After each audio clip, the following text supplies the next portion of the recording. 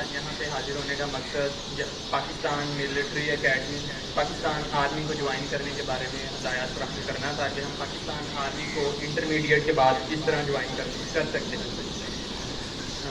ہم لوگ جو بھی پروفیشن چوز کرتے ہیں انٹرمیڈیٹ کے بعد ہمیں اس میں 4 سال یا 5 سال سرو کرنے پڑتے ہیں. اس کے بعد ہمیں کوئی 17ویں 16ویں اسٹیج تک نوکری ملتی ہے. لیکن اگر ہم پاکستان آرمی میں جاتے ہیں تو انٹرمیڈیٹ کے بعد ہی ہمیں 2 سال کی ٹریننگ کے بعد پی ایم اے کے تھرو اگر ہم جائیں تو 17ویں اسکیل کی نوکری یعنی کہ سیکنڈ لیفٹیننٹ کا اسکیل مل جاتا ہے, جو کہ ایک اچھا پروفیشن ہے, اچھا اسکیل ہے.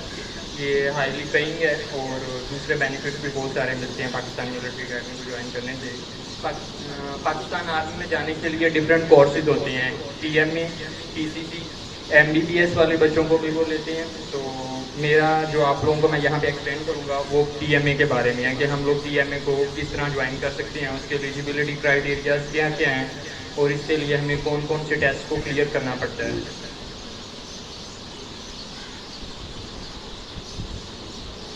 سب سے پہلے ہم لوگ پاکستان ملٹری کی پاکستان آرمی کی ویب سائٹ پہ جاتے ہیں, جوائن پاکستان آرمی .gov.pk پہ. اور وہاں پہ جا کے ہم لوگ اپنے بنیادی قواعد وغیرہ درج کرتے ہیں اور ہم لوگوں کو ہماری رول نمبر سلپ اگلے 24 سے 48 گھنٹوں کے اندر اندر مل جاتی ہے, جس کے اوپر ہمیں پتہ چل جاتا ہے کہ ہمارا ٹیسٹ کس دن ہوگا, کس ڈیٹ کو ہمارا ٹیسٹ ہے. اور اس کے لیے جو کوالیفیکیشن ہمیں چاہیے وہ اگر ہم نے سے کسی نے انٹرمیڈیٹ کیا ہوا ہے اور اس کی ایج 17 سے 22 سال کے اندر اندر ہے تو وہ اس چیز کے لیے ایلیجیبل ہے. اور اگر کوئی 2 ایئر کا اس نے گریجویشن کی ہوئی ہے انٹرمیڈیٹ کے بعد, جیسا کہ اب سے پہلے ہوتی تھی B S C 2 year, B S C physics کر لیتے تھے, کیمسٹری کر لیتے تھے یا بی اے وغیرہ کیا ہوتا تھا, 2 ایئر کا گریجویشن کی ہوتی تھی. تو اس کے لیے جو ایج لمٹ ہے وہ تھوڑی سی بڑھ کے 22 سے 23 فائنل لمٹ ہوتی تھی, یعنی کہ 17 سال سے 23 سال تک وہ بچہ اپلائی کر سکتا تھا جس نے گریجویشن کی ہوتی ہے. اب جس نے 4 سال کی گریجویشن کی ہوئی ہے, جیسا کہ اب بی ایس آنرز والا پروگرام شروع ہوا ہے, 4 ایئر پروگرام انجینئرنگ یا B S physics 4 year programme, B S chemistry 4 year programme, جس بچے نے یہ کیا ہوتا ہے اس کے لیے ایج لمٹ 17 سے 24 سال تک کی ہے.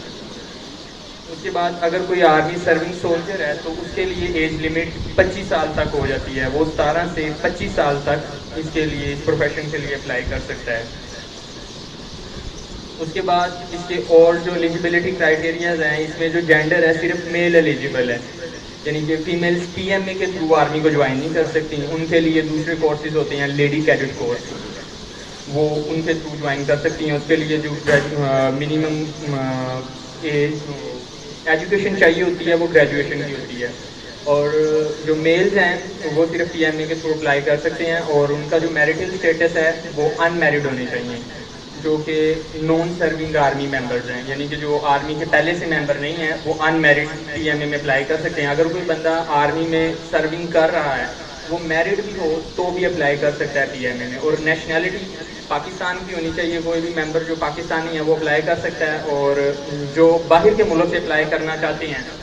ان کو, جن کے پاس ڈوئل نیشنلٹی ہے, پاکستان کی بھی ہے اور کسی اور کنٹری کی بھی ہے, ان کو آفٹر سلیکشن جب وہ ریکمینڈڈ ہو جاتے ہیں, سلیکٹ ہو جاتے ہیں, اس کے بعد انہیں جو دوسری کنٹری کی نیشنلٹی ہے وہ ختم کرنی پڑے گی. اور جو فزیکل اسٹینڈرڈز ہیں آرمی کے جو ان کو چاہیے ہوتے ہیں, اس کے اندر ہائٹ کا کرائٹیریا ہے کہ جو منیمم ہائٹ ہے ہر کینڈیڈیٹ کی وہ 5 فٹ 4 انچ, اس سے کم ہائٹ والا وہ بچہ نہیں رکھتے, اس سے زیادہ والے سلیکٹ ہوتے ہیں. اور جو ان کو آئی سائٹ ہے وہ 6/6 چاہیے ہوتی ہے, 6/9, 6/12 اور J12 J7 وغیرہ, جن کے آئی سائٹ وغیرہ کا مسئلہ ہوتا ہے ان کو پتہ ہوگا بہتر طریقے سے. اور جو ویٹ ہے وہ as per body mass index چاہیے ہوتا ہے ان کو, اور یہ 2 to 3 kg اب اوپر نیچے ہو جاتا ہے. اس کے بعد جب آپ کا یہ فزیکل اسٹینڈرڈ وغیرہ اور ایجوکیشنل کوالیفیکیشن وغیرہ آپ کے اسٹینڈرڈ پہ فال کرتے ہو, اس کے بعد سلیکشن پروسیجر میں سب سے پہلے آپ جب اپلائی کرتے ہو تو اس کے بعد سب سے پہلے آپ کا ٹیسٹ ہوتا ہے,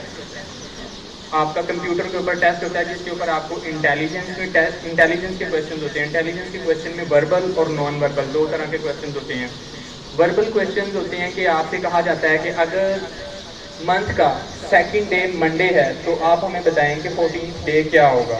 یہ اس طرح کے وربل کویشچن ہوتے ہیں. نان وربل میں ہمیں امیجز وغیرہ دی ہوتی ہیں, امیجز کی ایک سیریز دی ہوتی ہے, وہ کہتے ہیں کہ اب اس کی نیکسٹ سیریز کا جو لاسٹ امیج ہے وہ بتائیں کہ وہ کیا ہوگا. اور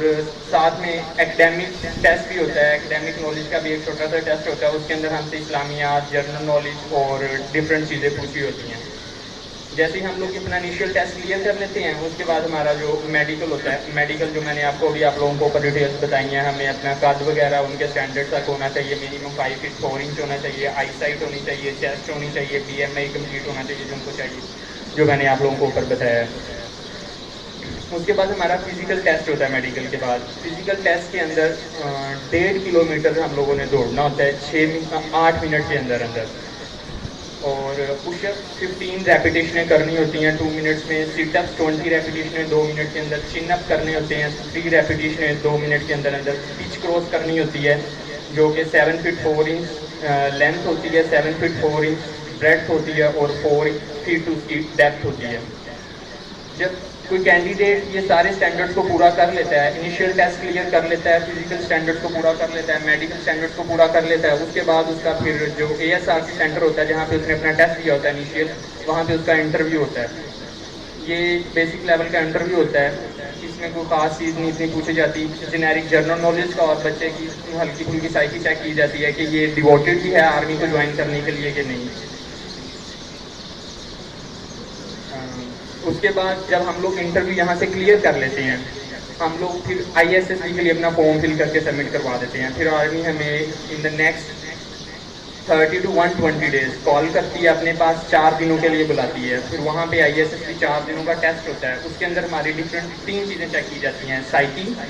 گروپ ٹیسٹ کیا جاتا ہے ہمارا کہ یہ بچہ ٹیم ورک کیسا کرتا ہے, یہ بچہ ٹیم ورک میں کیسے آپریٹ کرے گا. اگر یہ 11 بندوں کے ساتھ کام کر رہا ہے جو اس کے جونیئرز ہوں گے تو ان کے ساتھ کیسے اس کی کوآرڈینیشن ہوگی, اور یہ اپنے جونیئرز کو کمانڈ دینے میں کیسا ہے, یہ اپنے جونیئرز کو کمانڈ دے کے کنٹرول کر بھی سکتا ہے یا نہیں.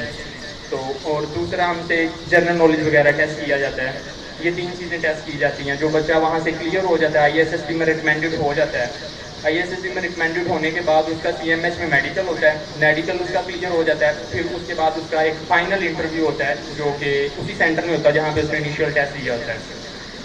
پھر اس کے بعد GHQ میں فائنل میرٹ بنتا ہے. اس کے بعد بچہ سلیکٹ ہو جاتا ہے اور وہ 2 سال کے لیے PMA ٹریننگ میں چلا جاتا ہے. 2 سال کی ٹریننگ کے بعد وہ as a second lieutenant 17 grade officer بن کے اس کی کسی نہ کسی علاقے میں پوسٹنگ ہو جاتی ہے. اور any question from the audience?